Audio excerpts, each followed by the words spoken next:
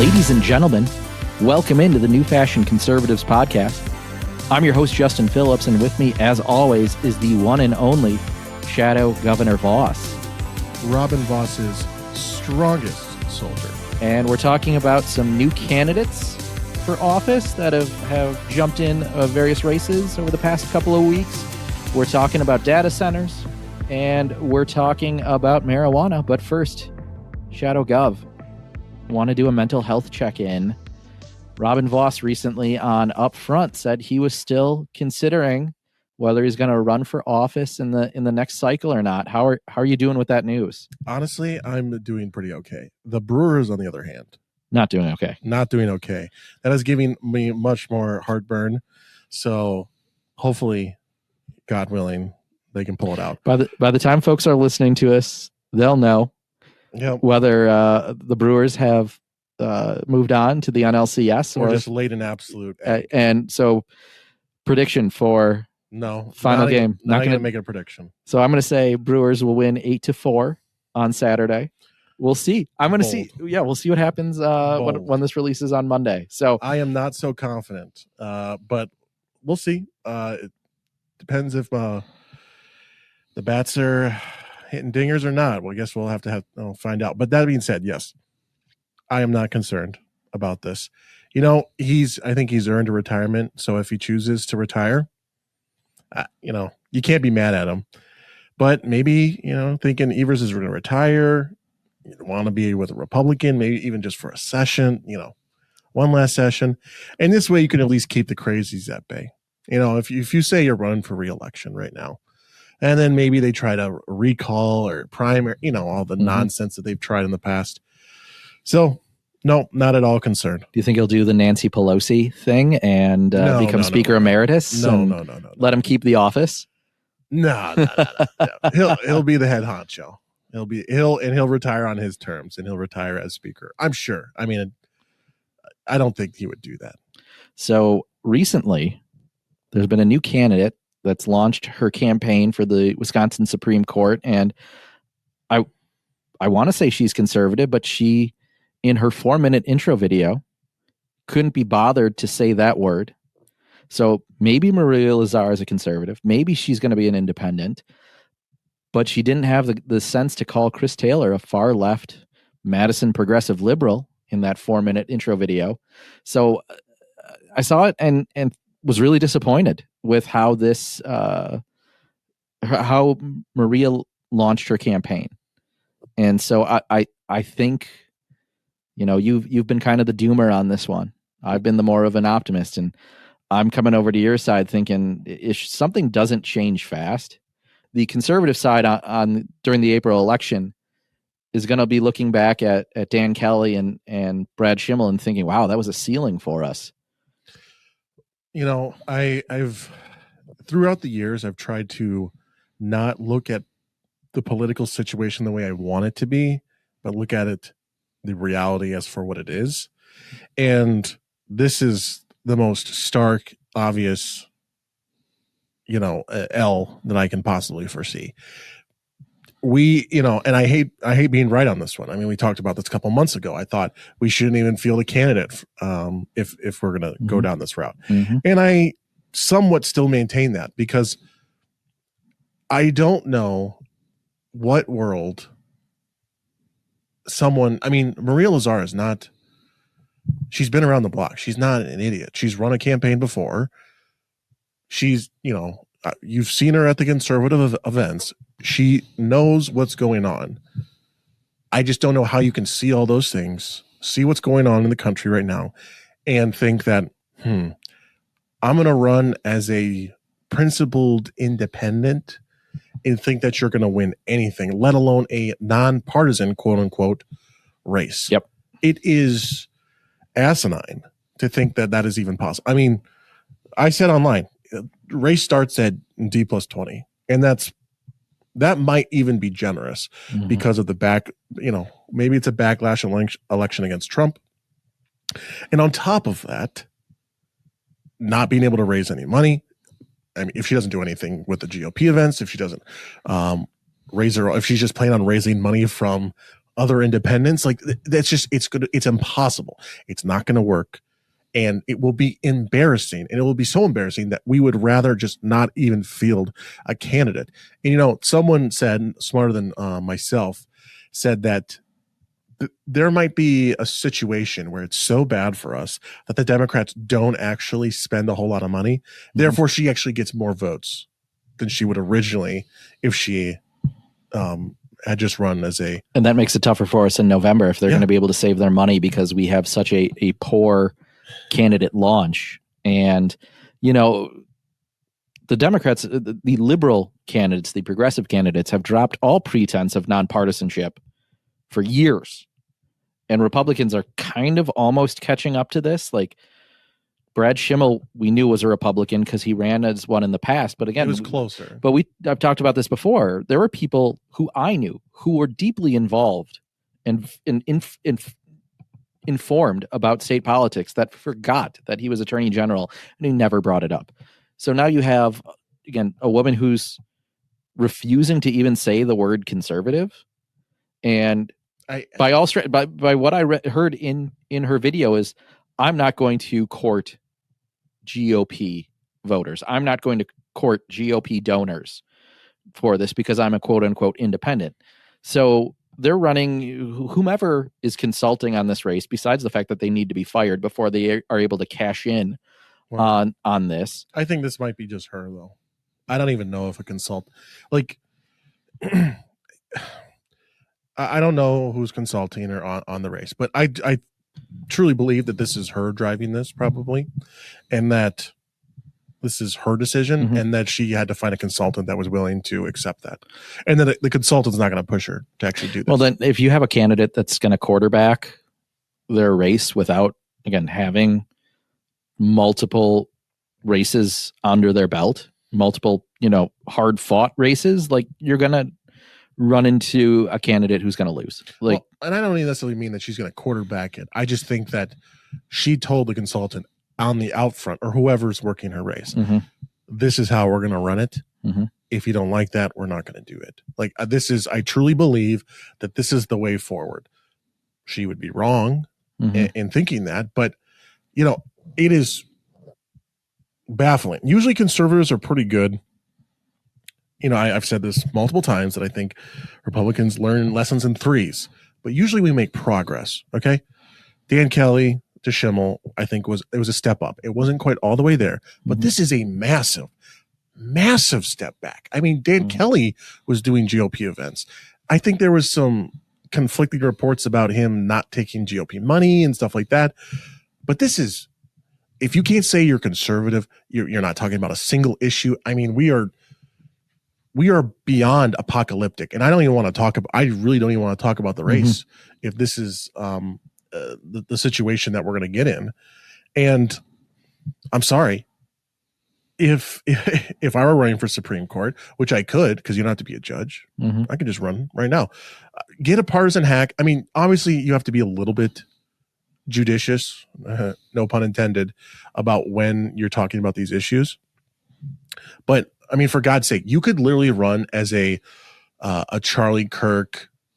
I don't want to say backlash, but like basically taking the Charlie Kirk event and basically piggybacking off of that to run for Supreme Court, and you would do better than running as a independent judiciary. Yep, 100%. Think about this? Justice Lazar. How do you think about this? You're going up north. Okay, you need these votes up north because they're often conservative voters.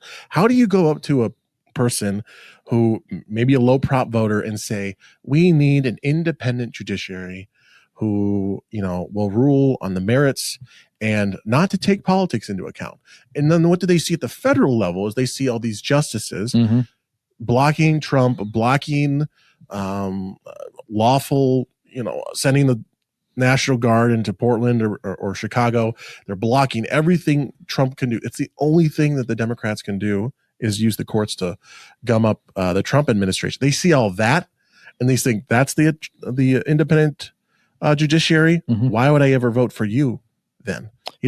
I mean, I heard on doors. I heard volunteers on doors last cycle would be knocking for Schimmel and they'd still be asked, well, does he support Trump?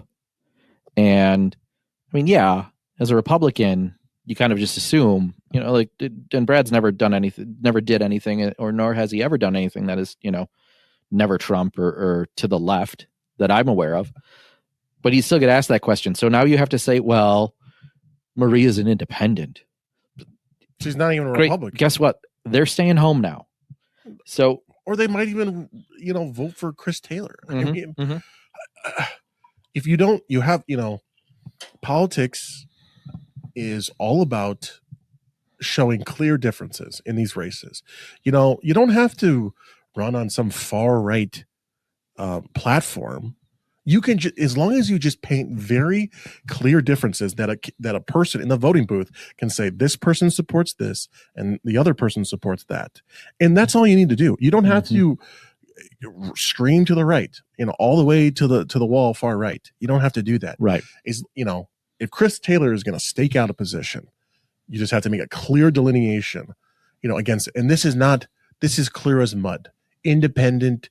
Like, it makes no sense.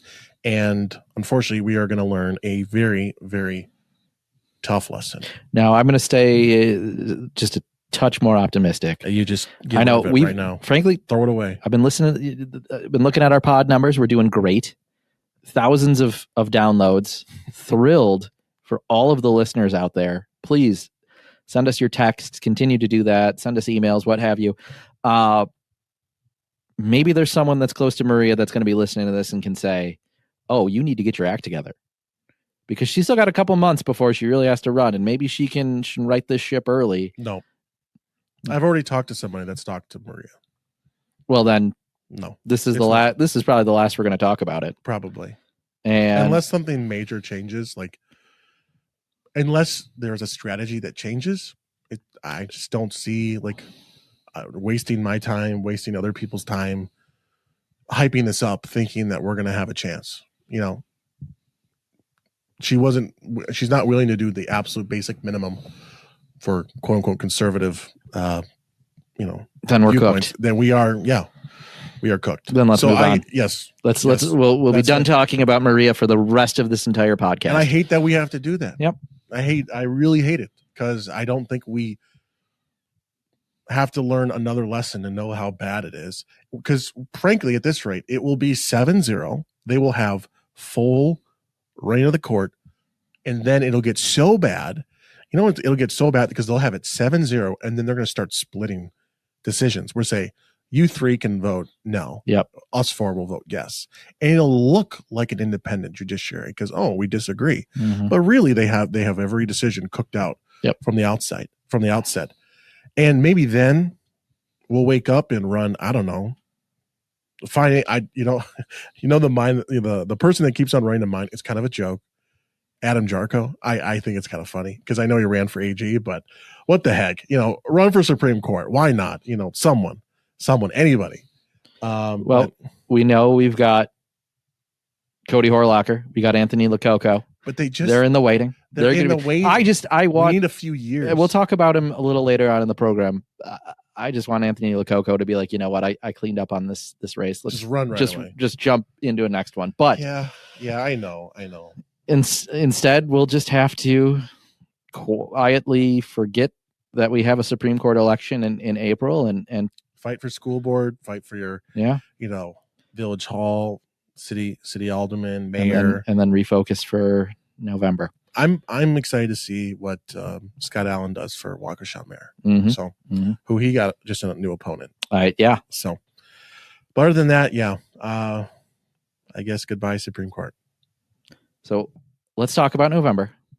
Talk about a candidate who I have been dying to talk about, and that's Katie Porter. I mean, Melissa Hughes, Missy Hughes. Very nice. Who's announced her run recently and is definitely going to try and stake out a moderate business leader position, as she was the former head of the Wisconsin Economic Development Corporation. And full disclosure, someone I worked for while I was there. And I can give you the whole background as to why I kind of hung on. And if you ever want that, just text, or if Shadow Gov really wants to hear it, and we really need to stretch this episode for a couple minutes. We'll edit it in a bit later. But the reality is, I was working there in 2018.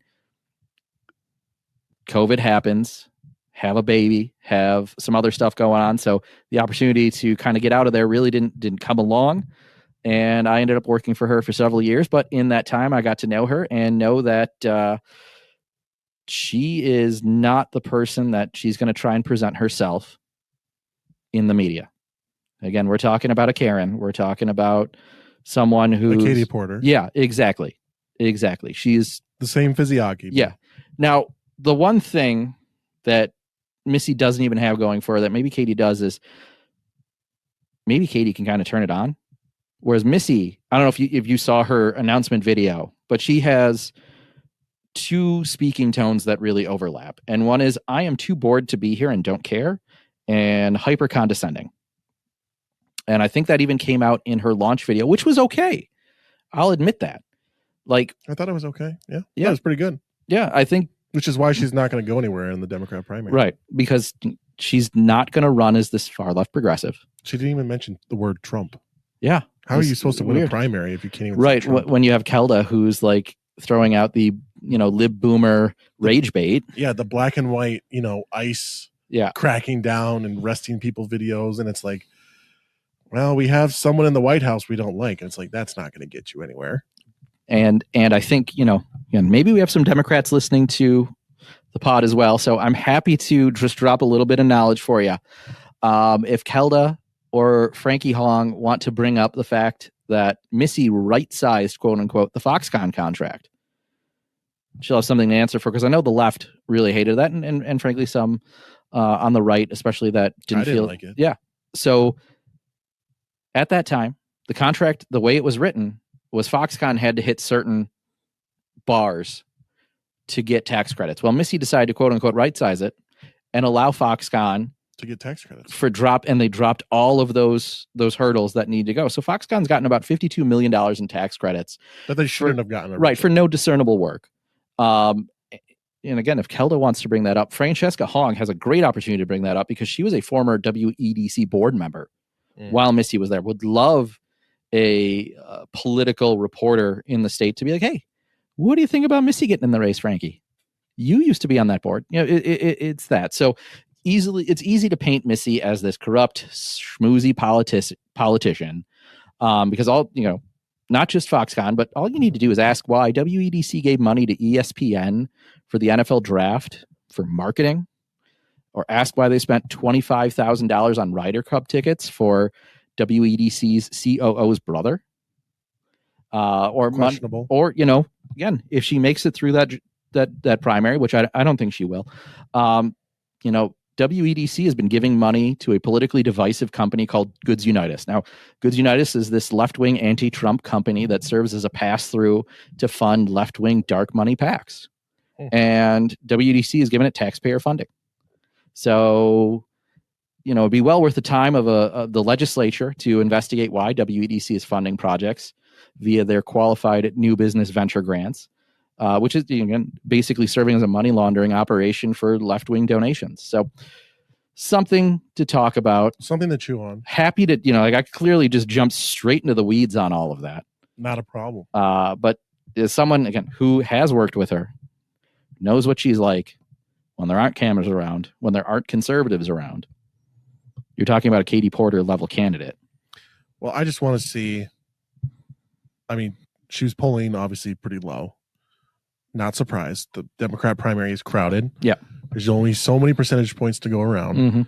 What is she going to do to gain any ground? Yeah. And her lane is quickly getting very crowded, and I just don't know how she's going to be able to. She raised a lot of money. She was it 200,000? She did, yeah. I think she got more money than I anticipated, and even thought. And again, money that made Kelda's haul look even worse. Mm-hmm. Made Francesca's haul look like a pittance. Well, it was 200,000. Yeah, I mean, but I think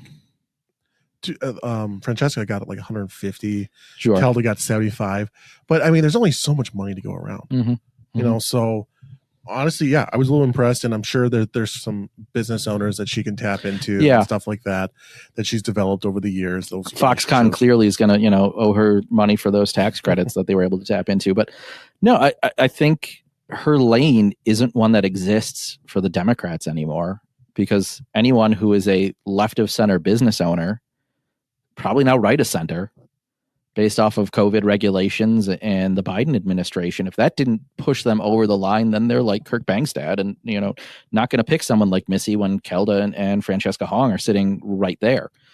So I don't know where she's going to pick up enough votes to get traction.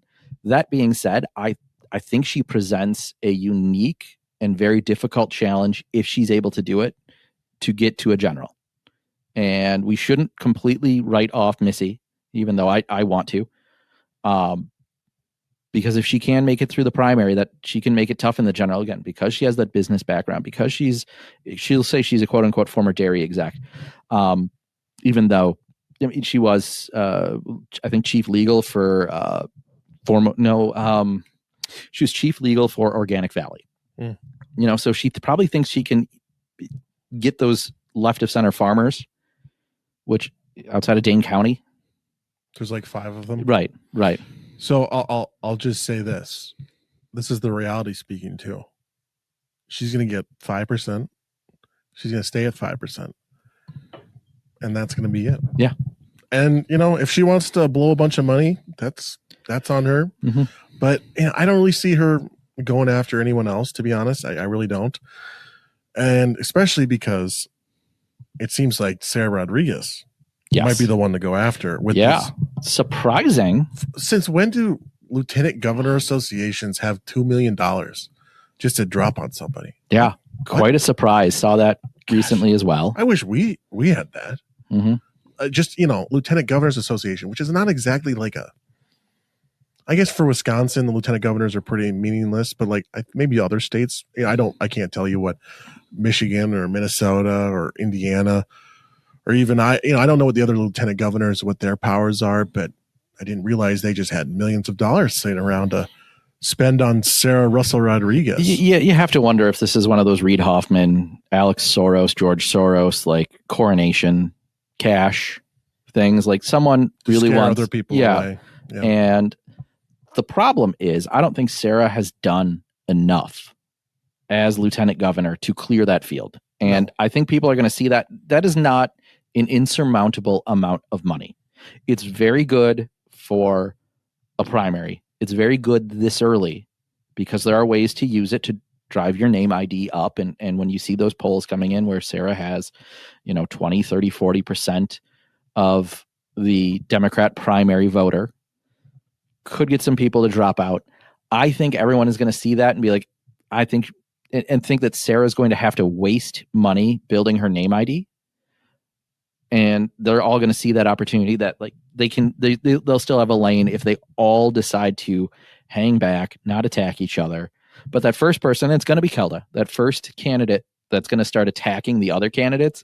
That's when you're going to see that money kind of blow up and maybe Sarah can, rise above it because she just has a zero more than all the other candidates right now. Yeah, and she also raised a little bit of her own money too. So like it wasn't just she doesn't just have the $2 million. Mm-hmm. And plus the polling, at least the polling to begin with, somewhat showed that she's got 8%. So that's not necessarily a ton, but just maybe that announcing a little bit early helped her out a little bit. But speaking of polling, there was a good poll done by Platform regarding the Republican and Democrat fields. Yeah, so let's talk about the Democrat one first. Yeah, well, we were just talking about it. So Mandela Barnes. Jesse Mandela Barnes. Man Deadbeat, as he's called by Dan O'Donnell, or my preferred name, and it's his God-given name, Jesse. Yes, Jesse we're going to have to track all these names. Jesse Barnes at 16%. Yep.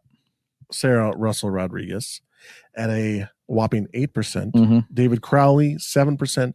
Josh Call, 7%. Francesca Hong, 4%. Kelda Roy's 4%. Missy, 2%. Ben Wickler, 1%. Polling in a strong 1%. None of these 12%. Undecided, 38. So Mandela Barnes kind of with a interesting lead, but it's still within, the it's still wide open. Yeah. Still wide open. So, I mean, if you're Sarah Rodriguez, you're seeing this as, I have half the name ID of a guy who just recently got blown out in a Senate race. Well, I know. He didn't quite get blown out, but I know what you mean. Yeah. So she's probably thinking that his numbers are soft and it's just recency bias. And, oh, yeah, I remember that guy. I think Crowley, presents himself as a bigger threat to Sarah in that regards, because she's probably looking at Hong and Roy's and Missy Hughes and going, well, I have 2X or 4X their name ID just by being in the race a bit longer. So I and with 38% undecided, that's, enormous. Yeah, that's still a ton of room, but it is interesting, obviously, if Jesse does get in. And of course, right after that polling kind of went out, he put out a statement saying, thank you so much. I'm heavily considered. There's be more on this later. Yep. So it sounds like he's going to come in and he's going to wipe up the floor. He might assault some more journalists while he's at it. I would love to see that. Again, he's going to give Missy Hughes a run for her money in trying to be the Katie Porter of the state of Wisconsin. So we'll see which one can carve out that lane. Can't wait to hear the mom was a teacher, dad worked third shift. Right. So right in the Oppo file. Yeah. Going to be electric. Right. And I think we saw this with the NRSC and maybe it was the RGA putting out a couple tweets going, we didn't even use our best stuff against him last time. So I think there's so much more in his background that we don't even know about that they're willing to use. But yeah, he's probably sees that poll and realizes that, the numbers for the other candidates are super soft right now and he can carve out a lane that will be difficult then for David Crowley because they are black Milwaukee Democrats. And also random aside, and we can move on after this, but David Crowley, have you seen his messaging? He's just talking about like same-sex marriage and everything. Yeah, he is really off base. What are we doing? Yeah. Democrats, I understand you guys love that stuff. I guess I know you guys love just gay stuff, but it's really David, that's not his lane, really. No. And plus, where is the issue advocacy polling that shows that that's going to resonate to get him through a Democrat primary? Well, I guess the thing that I probably see is who likes that. It's the suburban white women love that. Right. Okay. But you're the black candidate from Milwaukee right now. Right. Wouldn't you want to lock down your constituency first before go trying to snipe the 3 other women who are or 4 other women who are trying to go for that exact same lane? I mean, black voters aren't super always engaged voters. You are a black candidate. You would feel that they would go after, at least in the primary. I mean, you have a free constituency that really isn't always super engaged. Wouldn't you want to lock down that first?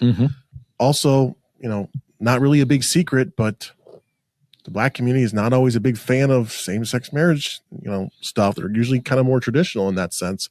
So just kind of all over the place, and it feels like a huge miss for him. But again, it's online, so who knows what he says in his stump speeches or whatnot. But I just thought that was very out of pocket. Yep. So, do you notice though? There's one thing I want to point out in this battleground poll or platform communications Badger battleground poll is they broke it down for both the Democrat and Republican, but for Democrats is very lib, somewhat lib, moderate, working class, middle class. Yeah. Did you notice that very lib, 72% of very libs already have a preferred candidate? Yeah, I guess I didn't even, if you think it's pretty, there's, or 5% have none of these, which is interesting because, Kelda Roy's and Frankie Hong probably want to carve out that 5, but 28% undecided is by far the smallest undecided thing. So a lot of them already have someone in mind, which is, speaks to that's how engaged they are. But, again, with 23% for Mandela, it's a pretty sizable amount, even though his overall lead is only 8, almost a quarter of very lib people. Right. And interestingly enough, we'll cover this quick before we move to the Republican side. Josh Kaul surprisingly came out and said he's not running for governor. He's going to run for re-election as AG. And, we were here when we were starting this pod saying, Kaul's the odds-on favorite. A couple of weeks ago, I even said that Kaul is the, in case of emergency, break glass candidate. And instead, he's going to drop back to AG. And, I think when your modern Democrat Party is looking for someone who checks a lot of boxes when it comes to, minority and all those sort of, what do you want to call them? Diversity, equity, and inclusion boxes. And he doesn't check any. He's, a Nepo baby and the state's top cop. It's tough. It would probably be tough for him to gain ground. So Democrats voting for a cop, even a white AG, male. Yeah. He's kind of like Chris Larson. You're the wrong skin color, buddy. Sorry. This is just white male. And you're the state's top cop. Yep. He got a lot, and he wasn't willing to. He pissed off the base when he wouldn't indict the fake electors, quote unquote. Yep. So, honestly, and we said this either last week or the week before, this isn't super surprising. No, there was not even a whisper. He could have been putting out little, breadcrumbs, and we just haven't seen any of that. Yep. So he's going to drop back down to AG. It's probably because he can, got a better chance of winning. Get an incumbent bump for that. So with that, the platform also did a Republican poll. And again, some eye-opening numbers in that. So you want to walk us through them, Shadow Gov? Yeah. So we just have 30% for Tom Tiffany, 14% Eric Hovde, 9% Tim Michaels, 4% Josh Schoeman, 1% Mary Felskowski, and the rest none or undecided. Yep. So a little bit more clear picture. Yes. Solid third of the Republicans have coalesced behind Tom Tiffany. But then, even Eric Hovde, Tim Michaels, a respectable amount for not. Again, I think that's recency bias. Of course it is. Eric has made no effort to indicate that he's running for office. I think there was one thing. Yeah. And that was a Belling thing. That was like a Belling tweet or something where he said that no, Eric Hovde is not running for governor. So, but it's like, who are you supposed to just pull one person, like two people? Right. And at that time, I think Tommy's, I think if you're platform communications and you hear Tommy, you're like, come on, really? No. So I think, they needed another name on there, and that's why Tim Michaels found his way in. I think that number is very soft. I don't think many people could actually pull the trigger again, especially in a primary for Tim Michaels, having lost statewide twice and, once in an embarrassing fashion. As I've said before, Ron Johnson didn't carry Tim Michaels across the finish line very clearly and obviously the last cycle, but Tim Michaels actually dragged Ron Johnson down and made that race closer than it needed to be. So I would, be really disappointed if Tim Michaels got into the race because frankly, he's kind of a fraud. He said he was going to invest a lot of money last time. He invested like he did when he ran against Russ Feingold. He invested a lot of money to win the primary and did nothing in the general. So that's my one rant. Hopefully we never talk about Tim Michaels again. Maybe I'm just a little bitter about how bad of a race his last campaign was. Well, if it makes you feel any better, it seems like we're not going to have as bitter of a primary. Tom Tiffany, when you look at the, not crosstabs, but the breakdown, very conservative, 34%, middle class, 36%, working class, 22. So again, this isn't surprising. He leads in, moderates, very conservative, somewhat conservative, working class, middle class. So, and the other one that interests me in there. So I think Josh's numbers are soft. I think he's really popular, or more popular, that is to say, in southeastern Wisconsin. And if you want to learn more about Josh Schoeman, check out our previous episode where he was kind enough to sit down with us for an hour and share his vision for the state. And, I have a lot of respect for him and really like that he was willing to do that for us. So, Yeah, thank you for that. Please, check that out. So I would say that I think his numbers are soft. Very clearly, though, he has a bit of an uphill climb. It's interesting to me that he has 10% of moderates, which I don't know if they just heard the other names and thought, well, Hovde and Michaels are too conservative, or I didn't like them last time, and I don't know that this Tom Tiffany guy, so I'm going to pick Josh. Josh hasn't done anything necessarily to court a moderate vote. Mm-hmm. And in fact, I don't know what qualifies as a moderate in the mega Republican Party of the past couple cycles. So I would like to know. I guess they're Republican are. They're self-identifying, I suppose. Yeah, I'd be very confused. Mm-hmm. Not confused. I'd be very curious to see what constitutes. I mean, a Bill Berrien conservative. That's not really moderate. Right. Really. That's right. I mean, he doesn't even. I mean, clearly it dropped out by the time they issued this poll, but it had to be very they probably the night before platforms going through and crossing out Bill Berrien's name from their ask, because it had to be right around that time. Yeah, no, probably. So, maybe some of those moderates gravitated to Showman because, he's not Tom Tiffany. We'll have to see. I think I don't think you can really read into the, they're not crosstabs, but you can't read into it. The only thing is the top line for right now. And right now, we only have the two right now in the race. Yep. We'll see where it goes from there. But obviously strong showing from Tiffany, right. And to right out the gate. And we'll see how that shakes out over the next couple of weeks to months.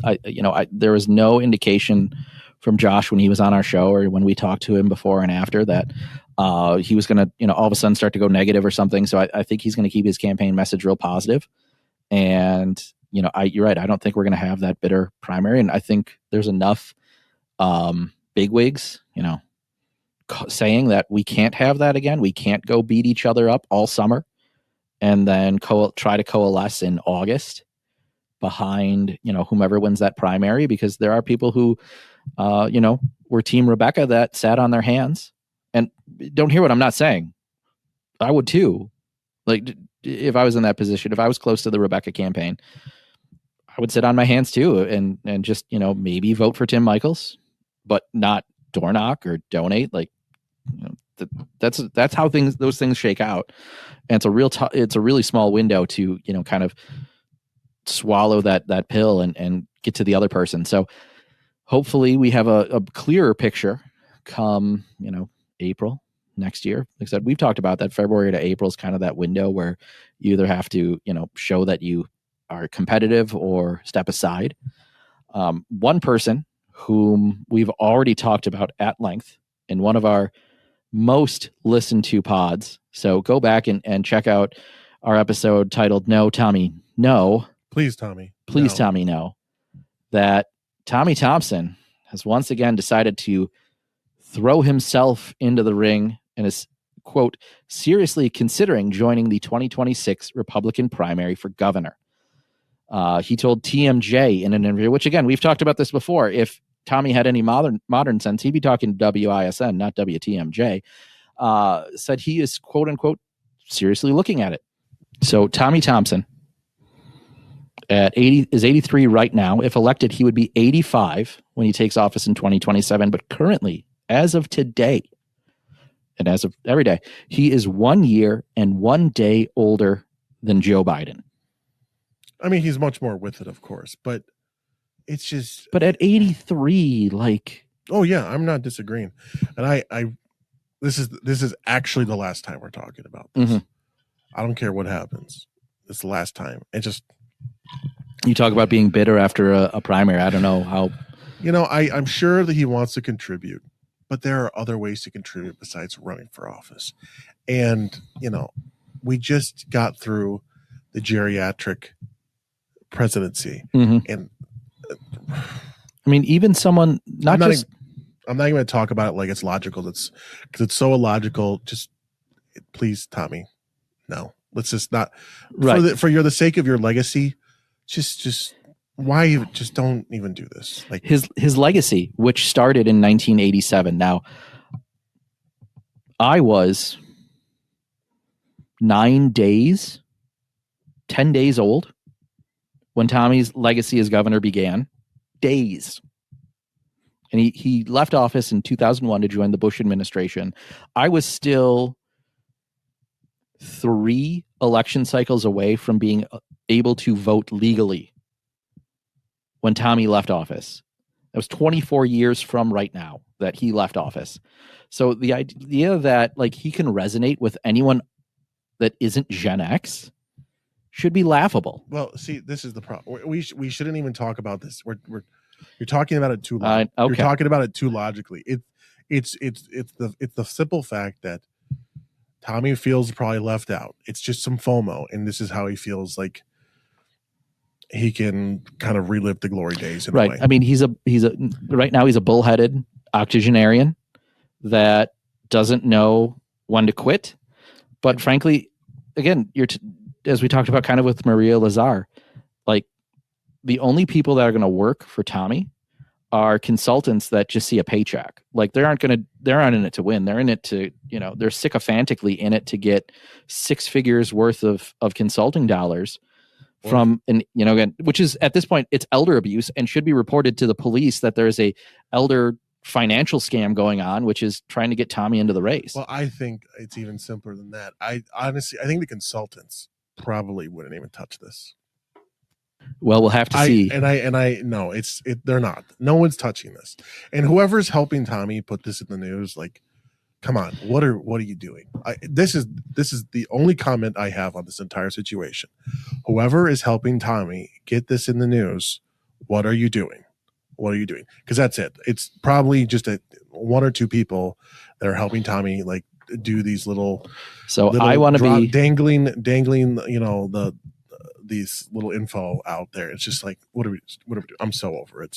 So I want to be as optimistic as you are and say this is the last time we're going to talk about Tommy Thompson. It is. If he runs for governor, we're not talking about it. All right, because he's going to run. He's not.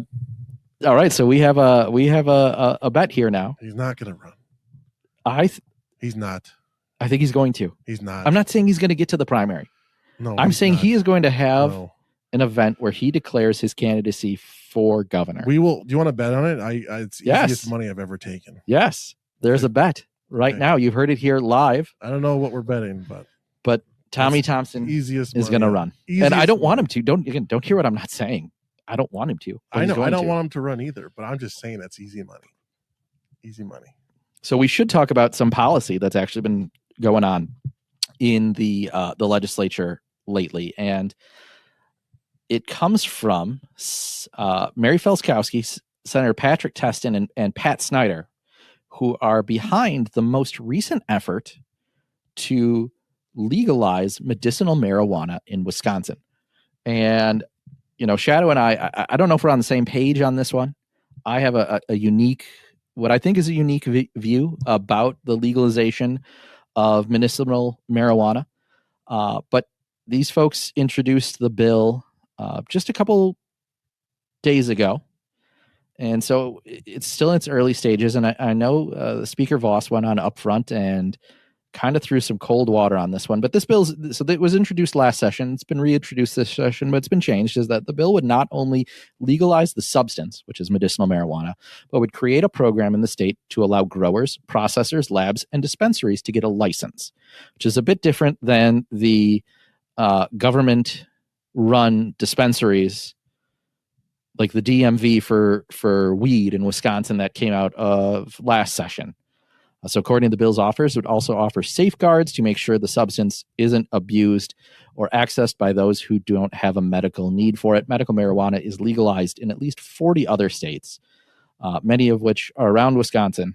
In fact, I think every state that touches Wisconsin has either legalized marijuana or legalized medicinal marijuana. I think it's Iowa. That's the one that only has medicinal. And so that comes to us from Spectrum News 1.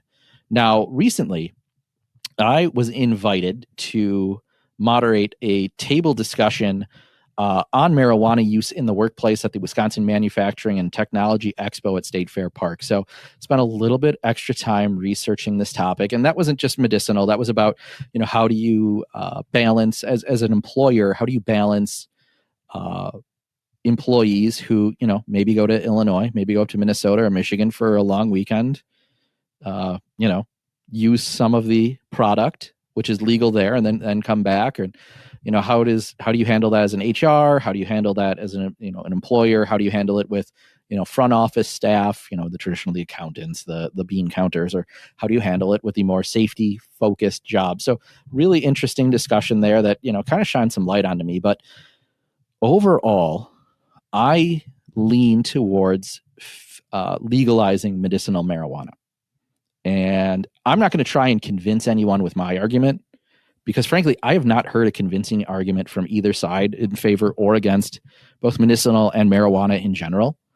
I think the anti-marijuana crowd's arguments have been used since the DARE program, of it being, a gateway drug. It turns people into burnouts. There's crime elements of drug dealing and, who owns the weed farms, whether it's cartels, whether it's, one of those farms owned by, Chinese organizations.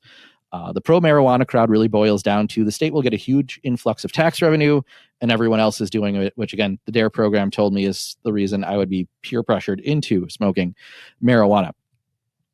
So neither of those really sway me. But what sways me, in fact, is right now at Quick Trip, Sendix, any liquor store that I've come across, and tons of businesses online will sell you a Delta 8 or Delta 9 gummy, syrup, beverage. And for me, if I can walk into Quick Trip and get something with THC in it, the horse is really far out of the barn. And that comes back to a 2018 farm bill. So that's what kind of brought that into or we place. Could just put the horse back in the barn. All right. So clearly, I knew we were on different sides on this one, but mine is a very passive opinion of it. Like I don't think there are people right now who are sitting in a basement going, I really wish pot was legal in Wisconsin so I could do it. I don't think there was any point in the past 20, 30, 40 years where people felt that way, because at that point, I'm just going to drive down to Illinois and get some weed. So yeah, I'm like pro-criminalizing it again. Okay.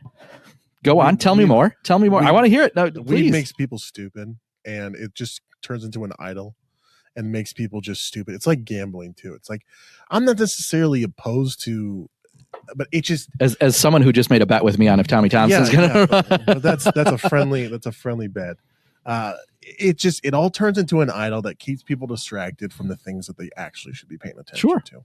And that, frankly, you can have an idol. It can be anything. It doesn't have to be weed, or, it can be alcohol too. But I go back and forth with medical marijuana. Like, I don't think that if there are legitimate medicinal uses for it, I really don't have a problem with it. What the problem that I have with it is that if we do this, it seems almost inevitable that it will be fully recreational will be fully legalized, which I am very, very much opposed to. Sure. Mainly because I don't want to smell it. You look stupid. You act stupid. Oh, it just kind of chill. Dude, shut up. No, you're stupid. You're dumb. It makes you stupid and it makes you dumb. And frankly, I don't need any other arguments than that. Fair enough. I really, I don't want to smell it.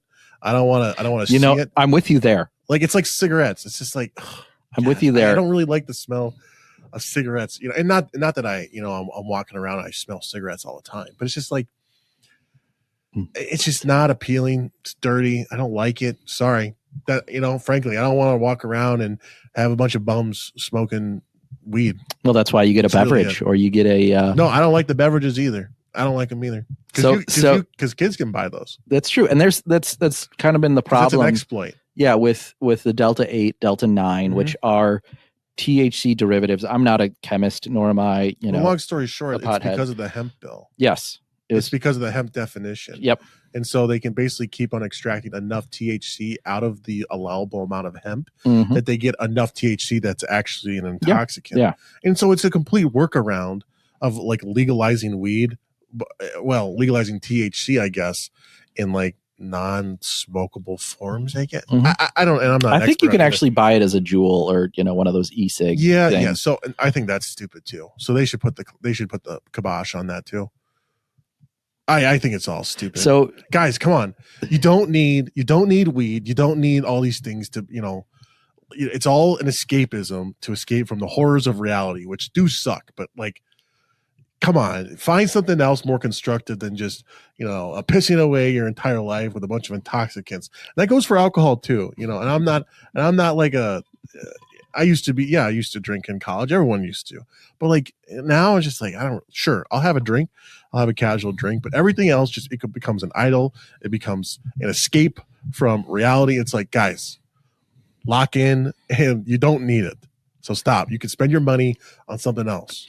So Shadow Gov is not going to take my recommendation of the week and pair it with a recommendation from a couple weeks ago, and that's go get a 6-pack of Glazers, go get a THC beverage, and watch the movie Airplane. No. I'm kidding. Watch Airplane, get the Glazers. That's all fun. I just think people are. It's just. So I'll fully admit, I think the pro marijuana side underplays the addiction factor, and I think it's like alcohol in that there are people that can have a drink casually, can have a couple drinks. You may hear my ice rattle around as we're talking right now, and it not affect them in that way. Same way there are people who can occasionally maybe smoke a joint, take a gummy, drink whatever they want, and not feel like they need to do it again. Mm-hmm. But there are a certain subset of people who, whatever their wiring is, they have one drink means they need to have 10. You take one gummy means you have to take a gummy every day. But I will say, I have talked to people who have used medicinal marijuana as a form of, again, prescribed form of painkiller. And so it was between opiates and medicinal marijuana. And the people who, again, had these chronic pain issues hated being on opiates. They didn't like how it made them feel. Even though it took away the pain, it would knock them out. It would put them on the couch or in bed for long stretches of time where they weren't functioning, even though they were pain-free. And once they got their medicinal marijuana, kind of dialed in their prescription, they were functioning, they were pain-free, and they felt better. So I will acknowledge it's there. The one thing I do want to kind of pick on this bill for is they're trying to do some messaging around Alzheimer's. And as someone who's been involved in the Alzheimer's community for several years now, there's no significant actual link between medicinal marijuana and slowing the progression of Alzheimer's. So I'd really hope that they would pull out that messaging. But in general, again, I lean on the side of favoring medicinal marijuana. Well, here, let me say this. Mm-hmm. I am generally supportive of medicinal marijuana, but this is my thing. I don't want to even say the word medicinal marijuana. I don't want it to sound like, look like, act like it's legalizing. If you can make, and I don't know how to do this, I'm not an expert, but if you can sanitize all that to make it sound like it's not marijuana, sure, look like it's not marijuana. So you don't want people to get their HSA provided bong. Yeah, no, I don't like. You think about when Colorado legalized and Illinois legalized, everyone, I got my weed card because I have anxiety. Like, right? Dude, yeah. So, if anything we can do to sanitize that, to basically make it look like you're not just getting a weed card and here's my weed. Sure. And I don't know how you do that, and I'm not an expert, but if you can sanitize that to make it not look like that, and so people don't get the. I mean, maybe people realize, okay, yeah, this is medicinal marijuana, but if you don't call it that, or whatever, there's ways to work around that stuff, so that there isn't an implication that we have medicinal, might as well just go to recreational, because that's my biggest thing. Yeah, I don't like recreational. I don't think we need to do that. I think it's extremely base that we don't do that, like Iowa, but. Call me old fashioned. But I'll acknowledge. I think there's some states that have buyer's remorse. Oh yeah, with that. So we'll see where this bill goes. Again, it doesn't sound like it's going to get too far this session based off of the comments of the speaker. But I also think that there is a section of the Republican voter who is waiting on permission to be okay with this, and is that they personally probably feel okay with medicinal or even recreational. But they need the right politician. Maybe it's Trump. Maybe it's not. Maybe it's someone who's just, a bigger influence in the Republican Party who would say, medicinal's okay. We can go for it. And I think that would give the cover for some legislators to vote in favor of it that probably don't know where their constituency is at right now. So with that, do want to talk about another policy issue. And this one comes to us from a comedian and brandy magnate. Charlie Berens has taken a stand against Port Washington AI's data centers. So this comes to us from CBS 58. He's one of the best known comedians, but recently he's taken on a new cause, showing us a side we don't often see. He's taking a stand against artificial intelligence AI data center coming to Port Washington. While Berens is against the facility, others are in favor of it. So Charlie did make a video for his Manitowoc Minute platform to criticize this 600-acre project that would cost about $8 billion to build and use at least 3.2 million square feet for an AI data center. So Charlie said, we're losing the thing that makes Wisconsin, America's dairyland. The tech companies are seeing that and like, oh, we've got all this fresh water. And so he's, going to come out on the side that's criticizing these data centers, which are supposed to be using, according to the mayor of Port Washington, about 22,000 gallons of water a day, or 8 million gallons of water a year, which sounds like a lot, but kind of isn't. So thought about this for a while, wondering why Charlie would come out like this. And, I don't think he's doing this to become a policy influencer in Wisconsin. And I know, I think politically he aligns with the left. Yes. And, I'm not totally sure if he's a Wisconsin resident. We had a little debate on this before the program that I know he lived in LA for a little while he was trying to get his comedy going. And I have to, wonder, why is he doing this? Well, and then why are we going to listen to a comedian on this? Why are we giving him the outsized influence to make policy decisions for Wisconsin? Because frankly, I'm a bit more in favor of these data centers for a variety of reasons. Heard from at the Manufacturing and Technological Expo I was at, heard from Kurt Bauer. He talked about these data centers. There's a reason why they're putting them in Wisconsin, which is and the upper Midwest, in that they generate a lot of heat. Well, for half the year, you don't have to air condition those buildings the same way you would in a southern state, because we have great extensive winters. Now, the other part, they talk about using 22,000 gallons of water a day. Now, it sounds, again, like a lot, but let me point out to you that the 8 million gallons of water a year that they're allowed to use was very close to what Foxconn was legislatively allowed to use from Lake Michigan in one day. So Foxconn was allowed to use 7 million gallons of water. I think that equals 22 billion gallons of water a year, which again, you're thinking that's a lot of water. For Lake Michigan, that's like 0.08% of all the water in Lake Michigan. And again, that water isn't just going away completely. It's being reclamated. It's going back into the system, if you will. So why do you think Charlie's doing this? Why do you think we're coming out against these data centers? Because they are jobs, they are investment, and it's something we need. Well, I would state that he might have a similar viewpoint than I do, in that, yes, I'm for economic development and more jobs and some of these big data centers in general. But even, from my own perspective, Lake Michigan is a great resource.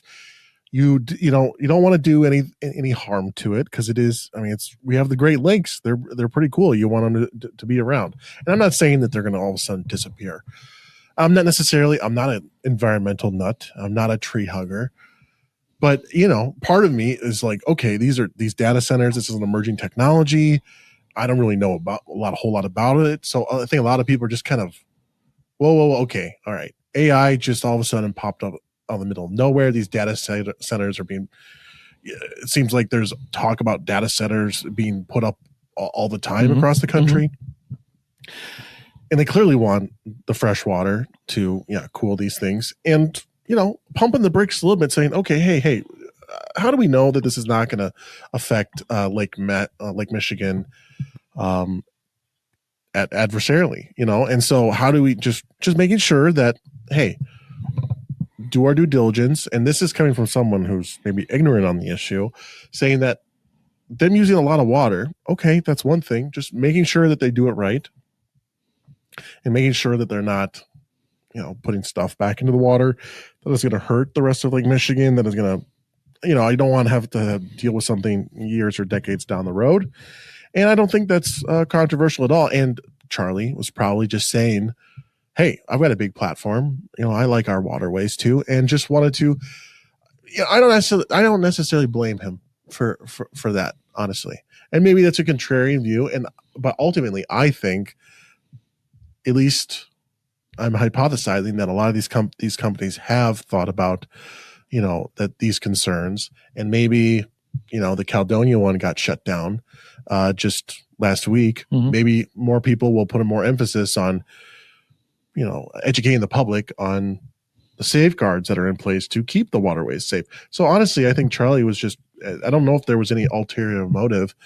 To be fair, I have grown somewhat sour on Charlie over the years.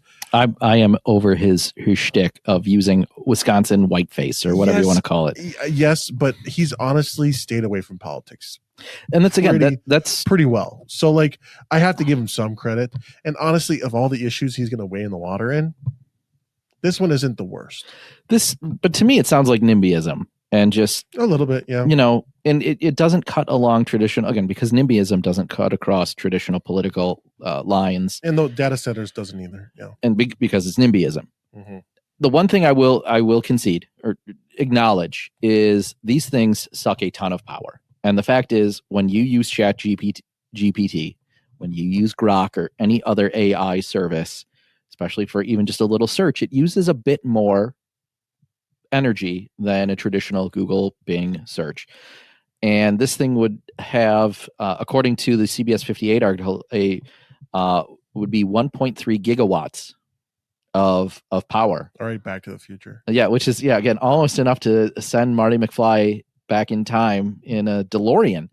But we have to figure out how to power these things. AFP has rightly pointed out that the amount of power, the cost of power in the state of Wisconsin has rose astronomically. And adding a giant data center to suck that power would, necessarily make rates skyrocket, to quote a former president. So without, nuclear power, which we need more of. And I think there was one plant up in Manitowoc that was recently shot down from being re-upped.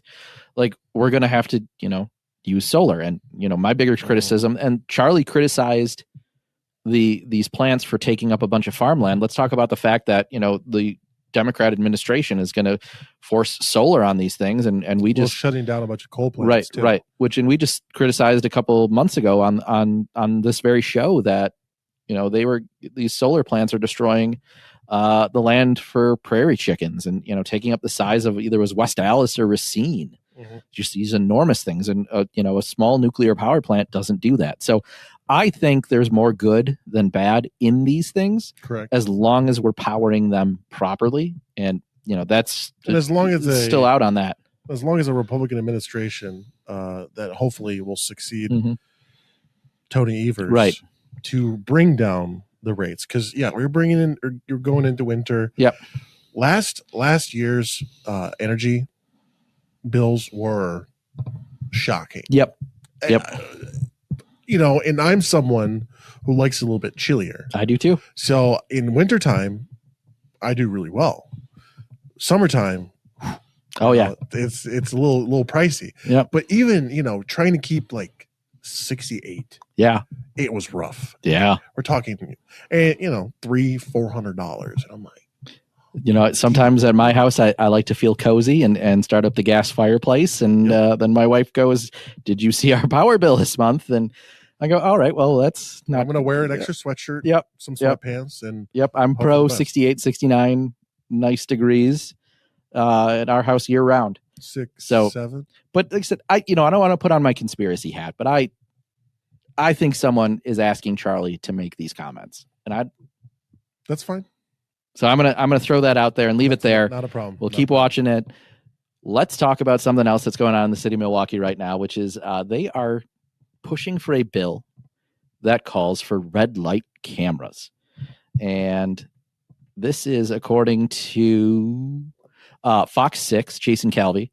He's talking about Wisconsin lawmakers proposing a new bipartisan bill to allow traffic cameras, red light and speed in the city of Milwaukee. Cameras would lead to tickets for speeding of over 15 miles per hour over the speed limit or running red lights with fines matching police-issued tickets. The collected revenue must first cover the program costs, then fund traffic enforcement safety infrastructure, and the authorization would expire after 5 years. So there's a sunset. It's like a little pilot program, but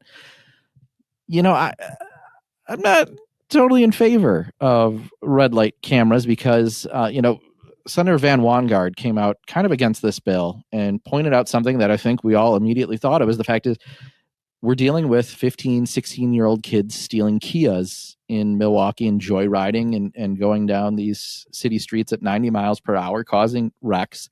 And a red light camera is going to be the least of these kids' concerns when they're out doing what they are choosing to do. So not only that, I think this is the incorrect solution to the problem. I have concerns about privacy, accuracy of these cameras, and I think there's some due process issues to be told, well, you were going 15 over and without an actual police officer there. So you tell me if I'm right there, but I think but on the flip side, if the city isn't going to support its police, then maybe this is something we got to do just to get some driving issues under control. But the other part of this is it says it goes to traffic enforcement, traffic safety, and traffic infrastructure. I have a problem with that because the mayor is definitely going to say traffic infrastructure includes speed bumps, rainbow sidewalks, and vehicles that have spikes on them or traffic cones on them that are art installations for $90,000. So Shadow Gov, want to know if I'm right on this. We've been on opposite sides of a couple issues tonight. Tell me if I'm right or wrong here. I think you're correct. However, I think this is my libertarian hat coming on. You know what, Milwaukee, you want to do what you want to do. Go for it. Okay. I'm just not going to go in the city, and I haven't gone. Call me the conservative guy who's scared to go downtown. Sure. Yeah, that's me. Okay, I'm just not going to go downtown. So if you want to do that, do that. But you're not going to get money out of me. You're not going to get the revenue out of me because ultimately it's a moneymaker, I'm sure.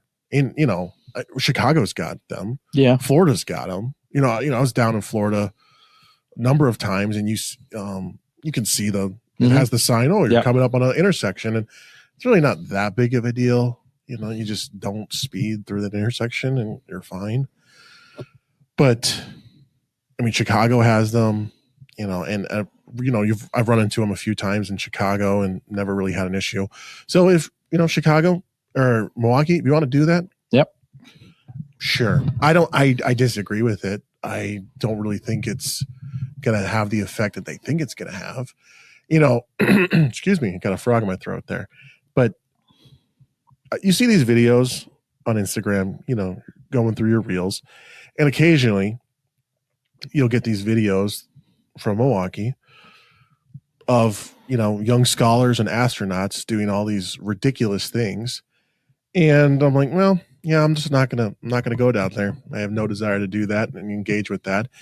And until those videos stop, I really think these cameras are pretty pointless. Fair enough.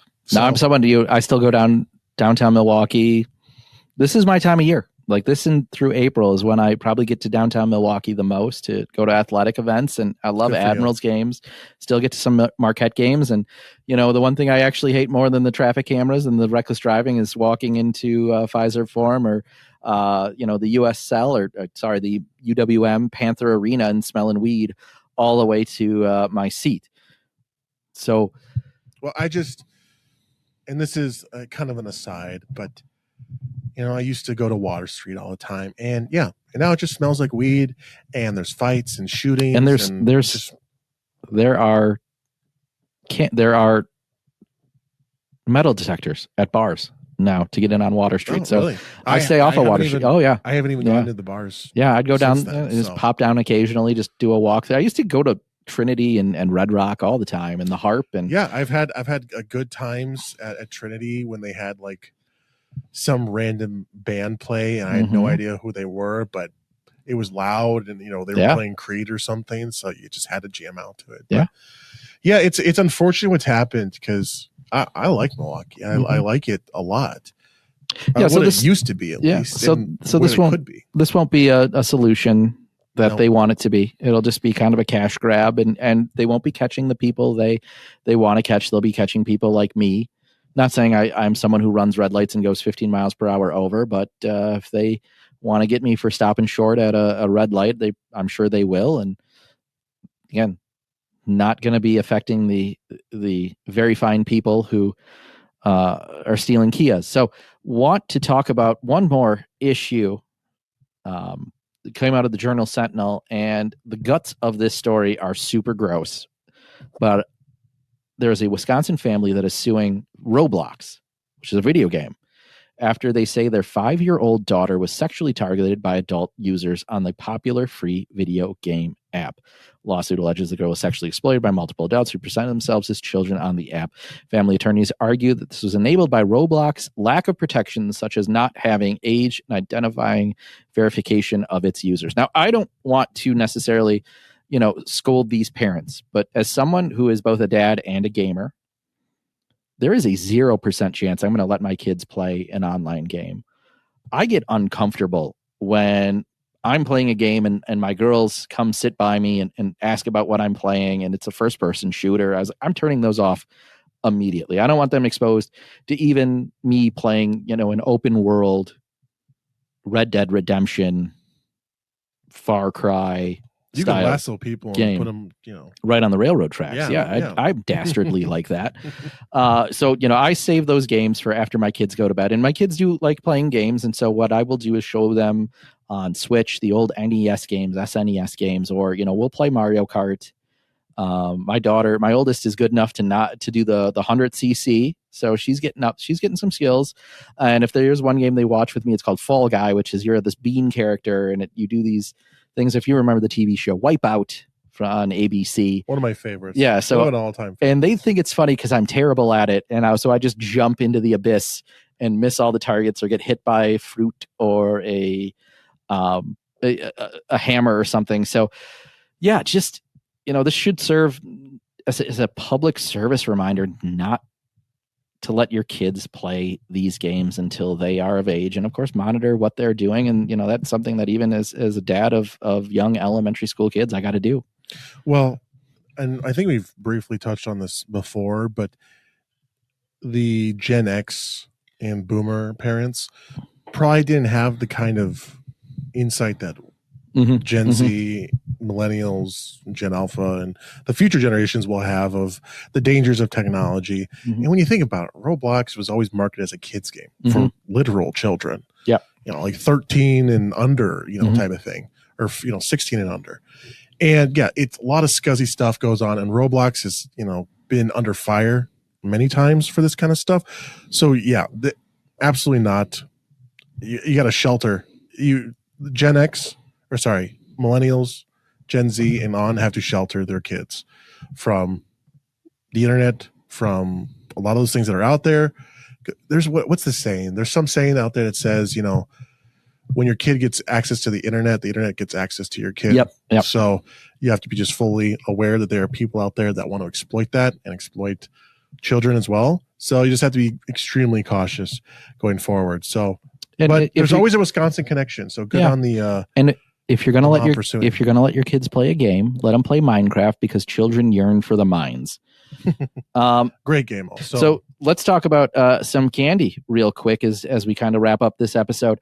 I just want to first give a shout out to Anthony Lococo. He is running for judge. Yes, he's asked to be on the show. I've spent some time with him, got to know him pretty well, and just want to give him a shout out for running Lisa Neubauer out of the judicial race. Yeah, he's got a home run. I mean, surely they'll put up somebody. Yeah, but he's got it seems like kind of the inverse of what's happening at the Supreme Court. Yeah, in a way.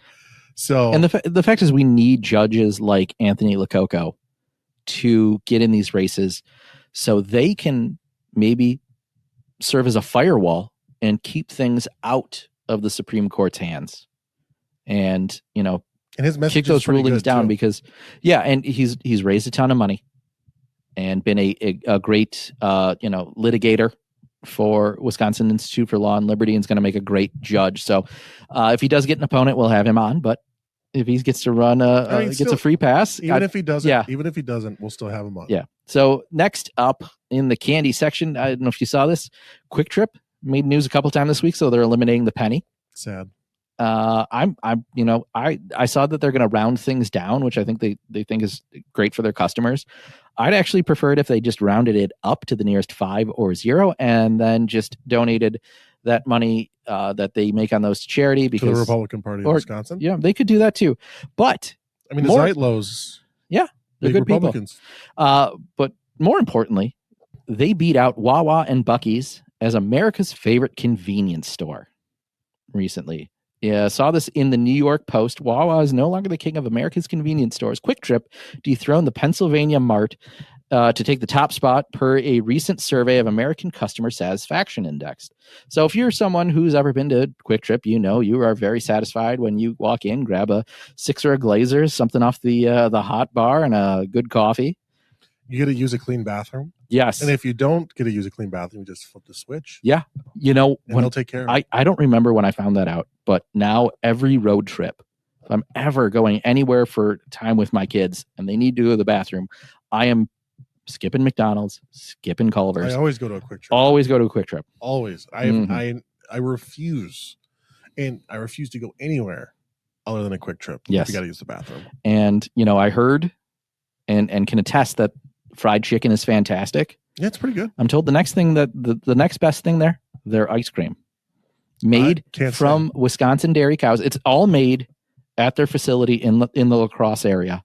Like it's that entire supply chain is controlled by Quick Trip. Cows and the milk from Wisconsin, all done in house. Check out their ice cream. Maybe that's the recommendation of the week, along with a THC beverage. No, absolutely not. Pour it out. You don't need it. Yeah. So I also don't need the the egg roll from the hot bar, but I don't know. They're so good. Their breakfast sandwiches compete with and are better than McDonald's or any other fast food spot. I hate to say it, but when I worked manual labor and you're up early and it's nothing better than a hot croissant from Quick Trip. So Shadow Gov, next bit of candy, really fascinating to me. You talk about not going down to Milwaukee very much, but you posted this first on X, and that's what caused me to see it. But AJ Green, player for the Milwaukee Bucks, not wide receiver for the Cincinnati Bengals, was allowed to post on the Bucks X page, and he posted John 14:6, which is Jesus answered, "I am the way, the truth, the life. No one comes to the Father except through me."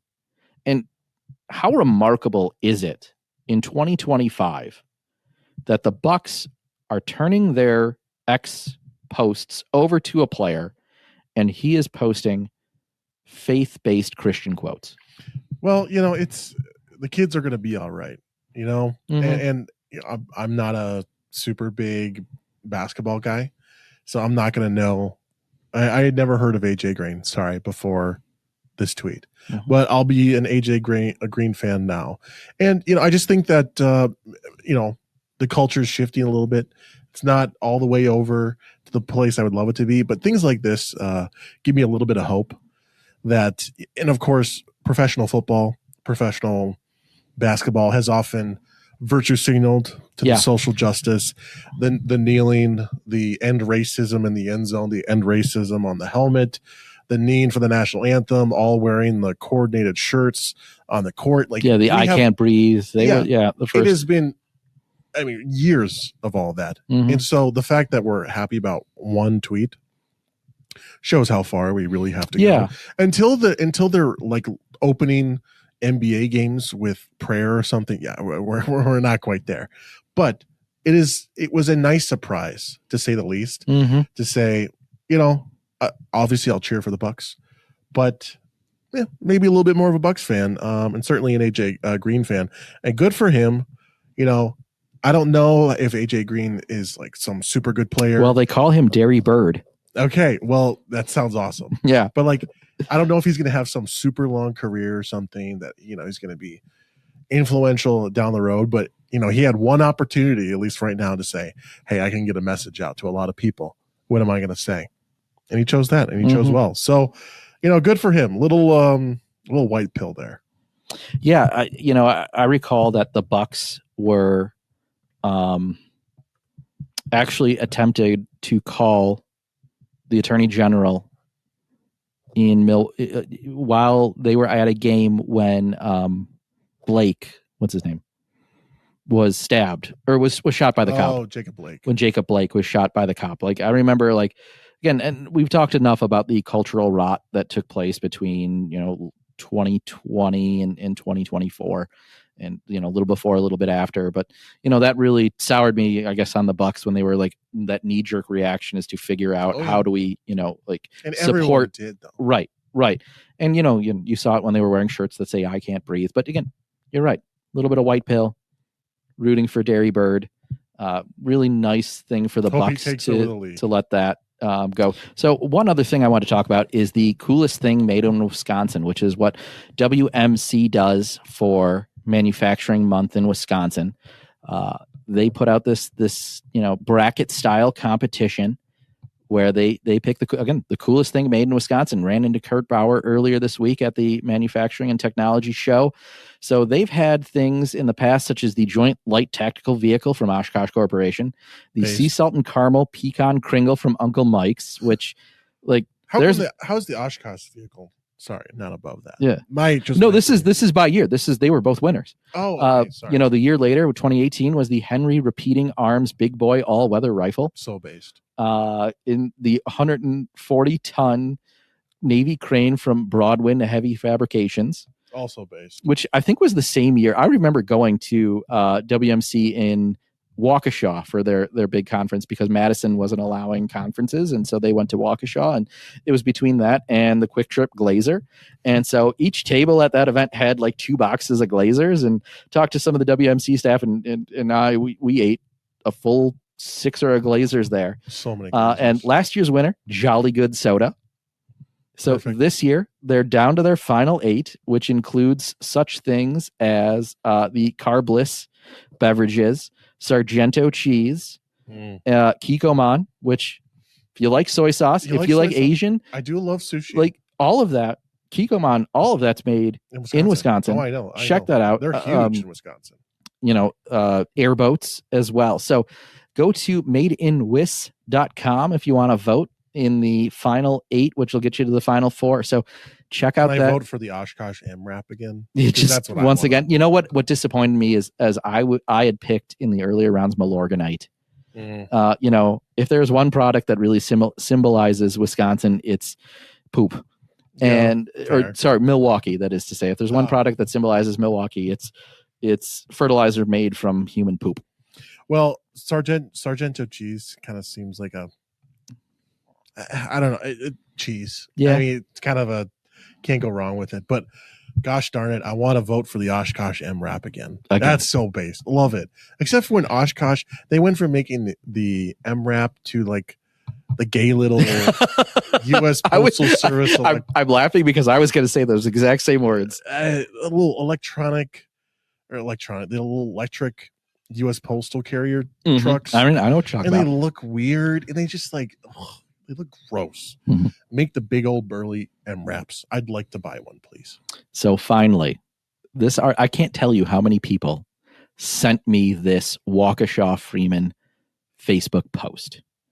But on Friday at 1:14 p.m., a man stumbled out of the woods in the 600 block of Rempe Drive in Waukesha, stared at the caller, and then went back into the woods.